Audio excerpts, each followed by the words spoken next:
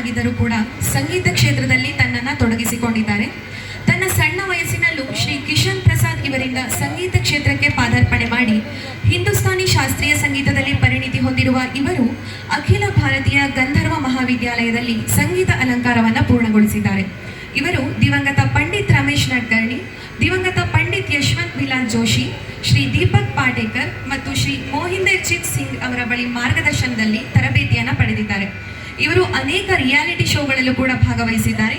G ಟಿವಿಯಲ್ಲಿನ ಸಾರೆಗಮ, ಸೋನಿಯಲ್ಲಿನ ಅದಾಜ್ ಅರ್ಜೈ, ಡಿಡಿಯಲ್ಲಿನ ಆವಾಜ್ ಕಿ ದುನಿಯಾ. ಇಷ್ಟೇ ಅಲ್ಲದೆ ಮಹಾರಾಷ್ಟ್ರ ಸರ್ಕಾರದಿಂದ ಆಯೋಜಿಸಲಾದಂತಹ Apna Utsav, Kanara Saraswat association, suburban music circle ಹಾಗೂ ಇತರೆ ಘರಾಣಾ ಸಮ್ಮೇಳನಗಳಿಗೆ ಆಮಂತ್ರಿತರಾದಂತಹ ಇವರು ಇಂದು ನಮ್ಮ ಜೊತೆಗಿದ್ದಾರೆ. ಶ್ರೀಯುತರಿಗೂ ಕೂಡ ಈ ಕಾರ್ಯಕ್ರಮಕ್ಕೆ ಸ್ವಾಗತವನ್ನು ಕೋರುತ್ತಿದ್ದೇನೆ.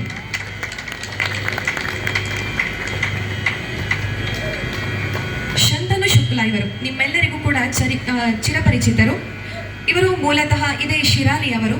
ತಬಲಾ ದಿಗ್ಗಜರಾದಂತಹ ಓಂಕಾರ್ ಗುಲ್ವಾಡಿ ಮತ್ತು ಸದಾನಂದ್ ನಾಯಂಪಳ್ಳಿ ಇವರ ಬಳಿ ತಬಲಾ ಅಭ್ಯಾಸವನ್ನ ಮಾಡಿದ್ದಾರೆ.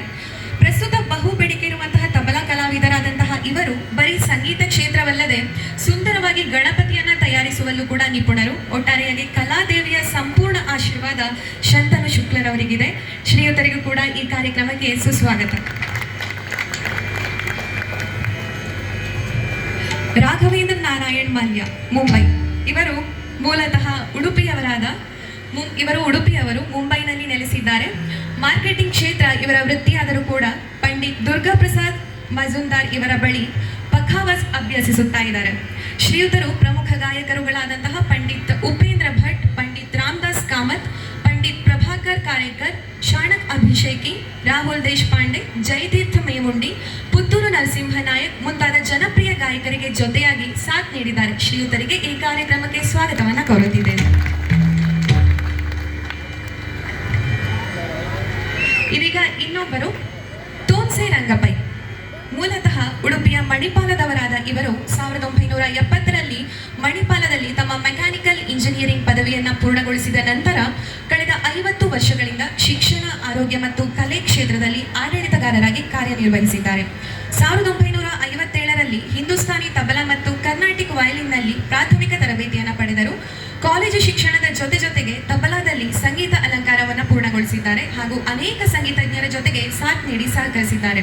ಇವರ ಕರ್ನಾಟಿಕ್ ವಯಲಿನ್ ಗುರುಗಳು ಉಡುಪಿಯ ವಿದ್ವಾನ್ ರಾಘವೇಂದ್ರ ಭಟ್ ಮತ್ತು ಪ್ರಸಿದ್ಧ ವಯಲಿನಿಸ್ಟ್ ವಿದ್ವಾನ್ ಮಂಜುನಾಥಯ್ಯ ಅವರು. ವಯಲಿನ್ ಮತ್ತು ತಬಲಾದಲ್ಲಿ ಸಹಕಾರಿಯಾಗಿ ರಂಗಪೈ ನಮ್ಮ ದೇಶದ ಹಲವಾರು ಹಿರಿಯ ಕಲಾವಿದರ ಸಂಗೀತ ಕಾರ್ಯಕ್ರಮಗಳು, ಮಾಧ್ಯಮ ಪ್ರದರ್ಶನಗಳಲ್ಲಿ ದೇಶ ವಿದೇಶಗಳಲ್ಲೂ ಕೂಡ ಸಹಕರಿಸಿದ್ದಾರೆ. ಇವರಿಗೆ ಕರ್ನಾಟಕ ಸಂಗೀತ ನೃತ್ಯ ಅಕಾಡೆಮಿಯ ಕರ್ನಾಟಕ ಕಲಾಶ್ರೀ ಪ್ರಶಸ್ತಿ ಮತ್ತು ಪುಣೆಯ ಗಾನ ಸರಸ್ವತಿ ಕಿಶೋರಿ ಅಮೋನ್ಕರ್ ಸಾಥ್ ಸಂಗತ್ಕರ್ ಪ್ರಶಸ್ತಿ ಕೂಡ ದೊರೆತಿದೆ. ಶ್ರೀಯುತರಿಗೆ ಈ ಕಾರ್ಯಕ್ರಮಕ್ಕೆ ಸ್ವಾಗತವನ್ನು ಕೋರುತ್ತಿದ್ದೇನೆ. ಶ್ರೀಯುತ ಓಂಕಾರ್ ದಾತಾರ್ ಇವರು ನಮ್ಮ ದೇಶದ ಪ್ರಖ್ಯಾತ ಹಾರ್ಮೋನಿಯಂ ವಾದಕಿ ವಿದುಷಿ ಸೀಮಾ ಶಿರೋಡ್ಕರ್ ಮುಂಬೈ ಅವರ ಬಳಿ ಸಂಗೀತಾಭ್ಯಾಸವನ್ನ ಮಾಡಿ ಪ್ರಖ್ಯಾತ ಹಾರ್ಮೋನಿಯಂ ವಾದಕರಾಗಿದ್ದಾರೆ. ನಮ್ಮಲ್ಲಿನ ಜನಪ್ರಿಯ ಕಲಾವಿದರಿಗೆ ಸಹಯೋಗ ನೀಡಿದ ಕೀರ್ತಿ ಇವರಿಗಿದೆ. ಶ್ರೀಯುತರಿಗೆ ಈ ಕಾರ್ಯಕ್ರಮಕ್ಕೆ ಸ್ವಾಗತವನ್ನ ಕೋರುತ್ತಿದ್ದೇನೆ. ಶ್ರೀಯುತ ದೇವದಾಸ್ ನಾಗರಮಠ್ ಇವರು 1971ರಲ್ಲಿ ಮಂಗಳೂರಿನಲ್ಲಿ ಜನಿಸಿದ್ದಾರೆ.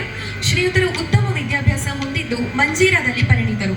ಪ್ರಸ್ತುತ ಇವರು ಮಂಗಳೂರಿನ SVS ಬ್ಯಾಂಕ್ನಲ್ಲಿ ಕೆಲಸವನ್ನು ನಿರ್ವಹಿಸ್ತಾ ಇದ್ದಾರೆ.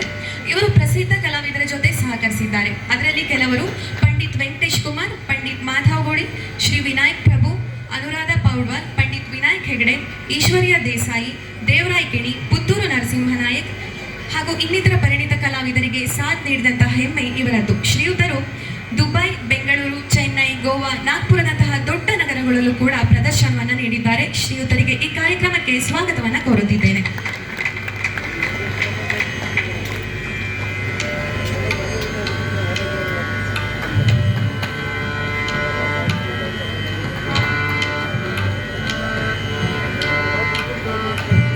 ಇದೀಗ ಈ ಸಂಗೀತ ಕಾರ್ಯಕ್ರಮ ಪ್ರಾರಂಭವಾಗಲಿದೆ.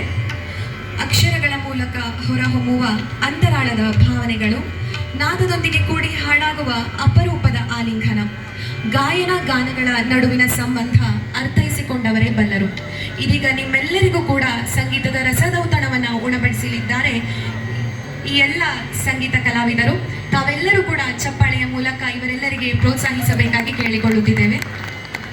ಇಷ್ಟೆಲ್ಲ ಸಂಖ್ಯೆಯಲ್ಲಿ ಸಭಿಕರು ಕೂಡಿದ್ರು ಕೂಡ ಯಾವುದೇ ರೀತಿಯ ಚಪ್ಪಾಳೆಯ ಸದ್ದು ಕೇಳಿಸ್ತಾ ಇಲ್ಲ.